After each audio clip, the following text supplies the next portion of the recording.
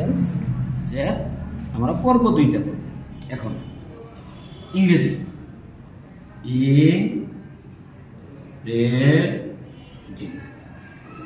Present tense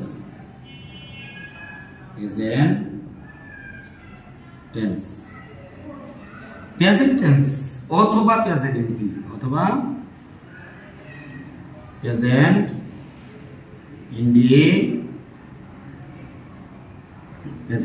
সেটা হলো ভার্বের প্রেজেন্ট ফর্ম অথবা ভার্বের প্রেজেন্ট ফর্মের সাথে এস বা কি ইএস অথবা ভার্বের শুধু প্রেজেন্ট ফর্ম। ভার্বের প্রেজেন্ট ফর্মের সাথে এস বা ইএস অথবা ভার্বের প্রেজেন্ট ফর্ম যদি থাকে তাহলে আমরা এটাকে বলবো প্রেজেন্ট টেন্স। গেল আমাদের। এখন আমরা চলে যাব পাস্ট টেন্স। পাস্ট টেন্স অথবা পাস্ট ইনডিফিনিট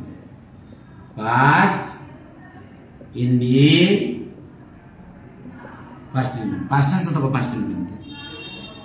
অথবা পাস্ট ইনডিফিনিট এইটা আমি চিনবো, এটা B2 থাকবে মানে ভার্বের পাস্ট ফর্ম থাকবে। এখন আমরা ফিউচার টেন্সকে চিনব কিভাবে? এখন ফিউচার টেন্স চেনার জন্য আমরা যাব ফিউচার টেন্স আমরা কিভাবে চিনব? ফিউচার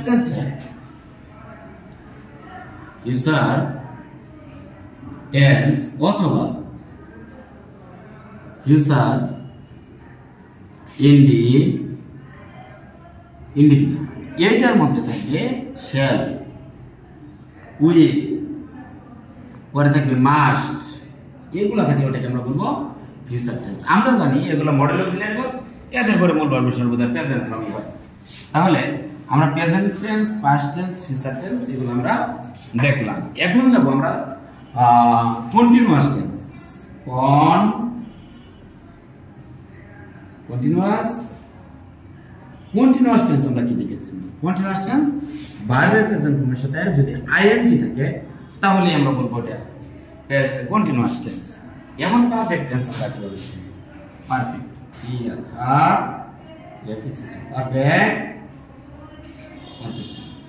পারফেক্ট টেন্স এর উপর হলো ভার্বের পাস্ট পার্টিসিপল থাকবে।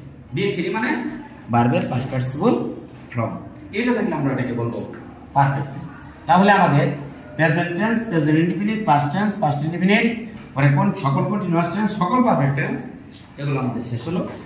এখন আমরা দেখব পারফেক্ট কন্টিনিউয়াস।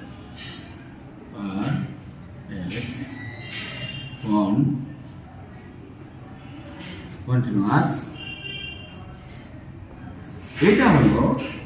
এটা চেনার উপায় হলো এটা হলো ভার্বের প্রেজেন্ট ফর্ম, এটার লগে আইএনজি প্লাস দীর্ঘ সময় এটা থাকতে পারে। থাকলে ওটা আমি বলবো perfect continuous, not present past future, perfect continuous, all perfect continuous.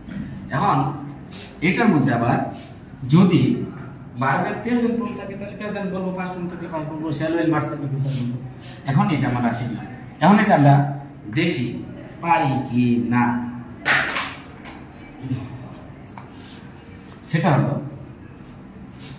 I am working since Monday. Sorry. I am working. তাহলে এই বাক্যটার মধ্যে এমটা হলো কি? এমটা হলো ভার্বের প্রেজেন্ট ফর্ম। তাহলে ভার্বের প্রেজেন্ট ফর্ম যেটা আছে তার মানে এটা B1 আর এইটা আছে B1 এর লয় কি আইএনজি। B1 থাকলে আমরা বলি এটা প্রেজেন্ট টেন্স আর B এর ভার্বের প্রেজেন্ট ফর্মের সাথে আইএনজি থাকে তাকে ওটাকে বলি কন্টিনিউয়াস টেন্স। এই মিললা হলো প্রেজেন্ট কন্টিনিউয়াস টেন্স। দেখেন আপনি প্রেজেন্ট কন্টিনিউয়াস টেন্স। এখন আমি যেটা লিখতে চাইছিলাম আগে অন্যটা সেটা হলো I have been suffering from fever। আমি এইটুকুই লিখলাম আর দিলাম না। হ্যাভটা কি B1, এটা কি B3, এটা কি B1 আইএনজি, এটা B1 থাকলে কি প্রেজেন্ট টেন্স, B3 থাকলে কি perfect tense, present perfect, BIG থাকলে কি কন্টিনিউয়াস। এটা হলো প্রেজেন্ট, এটা হলো পারফেক্ট, এটা হলো কন্টিনিউয়াস। মিলান প্রেজেন্ট পারফেক্ট, কন্টিনিউয়াস, আর কিছু দরকার নেই, হয়ে গেল। মনে হয় বুঝছেন? এখন আরেকটা বিষয় বলি, বাংলা বাক্যে যদি কোনো বাক্যে ক্রিয়া না থাকে তাহলে অনেকে ক্রিয়া হিসাবে আমি স্যার বসে। সে ড্রাইভার,